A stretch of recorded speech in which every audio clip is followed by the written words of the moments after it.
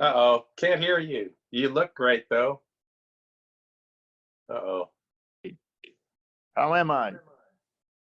You look fabulous. The weirdest things happen when this phone shuts off. Yeah, no, that's great. So we tested it. It looks great. So Okay. I think we're good to go. So Okay, let me get my camera settled again. all righty.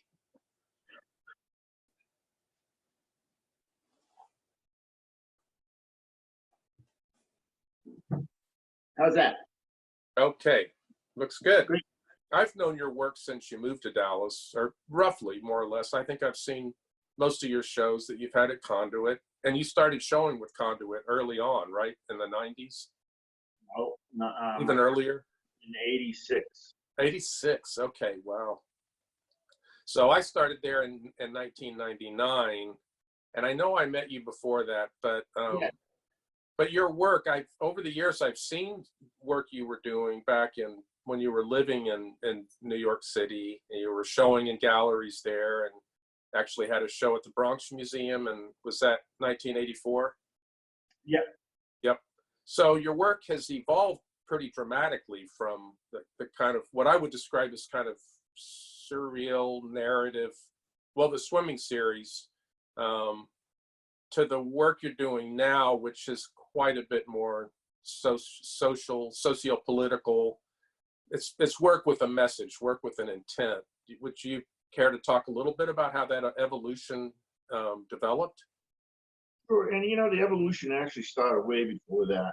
It started in 71 when I was in grad school. And I was at that time doing some very highly influenced surrealistic painting and printmaking. And I'd always been interested in that whole surreal world. And they took on the, very kind of Bosch kind of figures that were very wild and different looking and doing different things that were strange practices. And I did those for about 3 years. And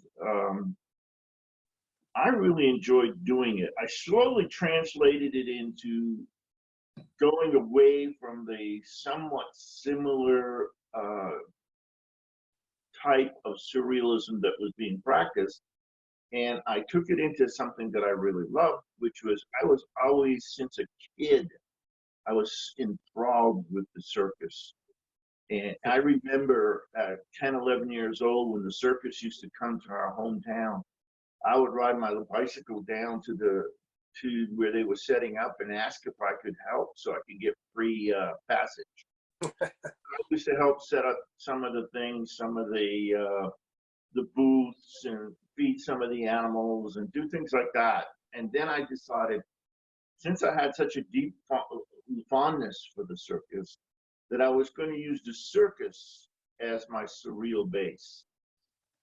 And I had a figure called Big Mama, which was this naked lady from the stomach up, with large breasts and big red lips, and she used to fly the trapeze. And so I mean, I got all involved with that for a very long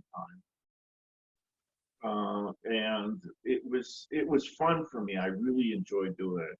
The last thing I did was I designed an oversized coloring book, which I never did anything with except printed all of the prototype pages for it, cover, and it was going to be, it was roughly, I think, 18 by 24 inches. It was a big coloring book, and but it had all of these surreal scenes in it about the circus. And if you come to my studio, you can see, I mean, you might even see some of these pillows, circus pillows and stuff. I have a lot of stuff. I have first edition posters that I collected, and I have a lot of books on it. So I carried the theme from my grad school into this circus stuff. I think it was midway into the late 70s in New York City, I started working. At that time, they called it social realism. And what I did was I was doing a series of autobiographical paintings. And I did paintings from my hometown. I traveled back, photographed the town, photographed people I knew in the town at their favorite places. I took photographs of the barbershop that I used to go to when I was a kid, and it was the same barber who was a relative. And then I went to the local hangouts and took photographs there. And the best part was some of my old high school buddies and stuff were still around, so they got into the pictures for me, so I could bring some more of that old surreal feeling into it. Looking over your history, you've had success in commercial galleries, but you've had more exhibitions and installations at alternative spaces, colleges, universities, other kinds of art venues that aren't commercial galleries. And I think that's very interesting. Your work's not only mixed media, but it's interdisciplinary. It brings in history and philosophy and science, and you integrate all kinds of disciplines in your thought process and in your work. So it's been a challenge. It really has been a challenge. And one of the things that I loved about the challenges, that it wasn't in always these perfect spaces. Sometimes I was invited to do a piece at Pittsburgh Theological Seminary, which is the major seminary for the Methodist Church, I believe, in Pittsburgh. And it's up on the hills. And it's a beautiful campus. And they have no art gallery or anything. And they called me and asked me if I'd do the piece. They offered me an incredible amount of money, and I said, I sure will do it. Never hurts. I went up there for a visit to see it, and I was there for a week, walking in and out of rooms, walking at different parts of the campus and stuff. And I finally found a space that would be ideal for my type of installation, which was a second generation of a piece I did in Nancy. And it would call for major construction. And I had to do it by myself. So they gave me a week and a half to set up. And they bought all the materials. I'm talking, it must have been a good $1,500 worth of materials, of lumber, board, all kinds of stuff. Wow. So I built from the floor. It was perfect because it had an entrance on the right side, entrance on the left side, two stairwells coming down to that floor on the right and left. I built it so as you came in, you had to go through it. And as you came in from the other side, you had to go through it. You had to go through it to get into the stairwells. So I actually was able to capture an audience, which was part of the challenge. So it wasn't just the aesthetic that I was dealing with. It was the architecture, the traffic patterns, all these things are very interesting to me. And so I built this thing. I had 4 solid walls. It had a ceiling with lighting in it. It had an open atrium in the middle of it, and it had a sound system in it that I built. I mean, everything was there. It was a self-contained room. And one of the things I did so you couldn't pass through the little corners on edges of, because I couldn't build from wall to wall. It had to be a self-standing thing.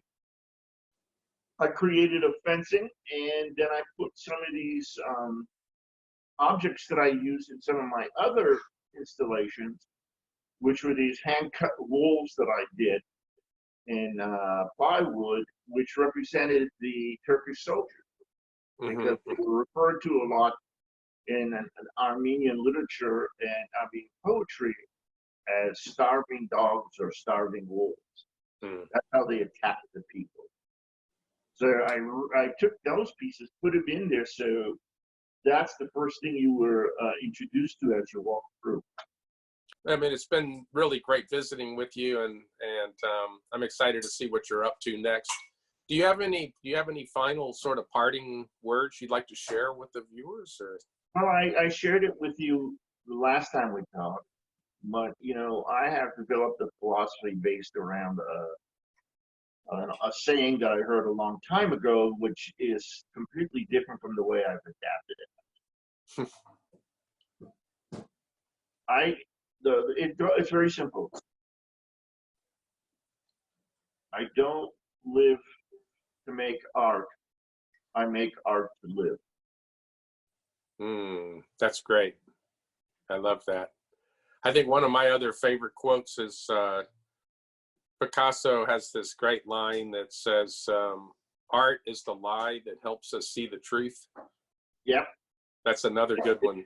But that's anyway. Well, thank you, Barsamian. It's always good to visit. And I guess we'll sign off and look forward to seeing your next project. Hopefully we'll get together over a meal at some point in real time. But I anyway. also want to thank you. I'm honored to have you interview me, and I'm always honored to be able to talk with you because we have minds that are somewhat like, and it's always nice to have someone like that around. Oh, I have great respect and appreciation for good conversations, and we always do. So, all right, take care.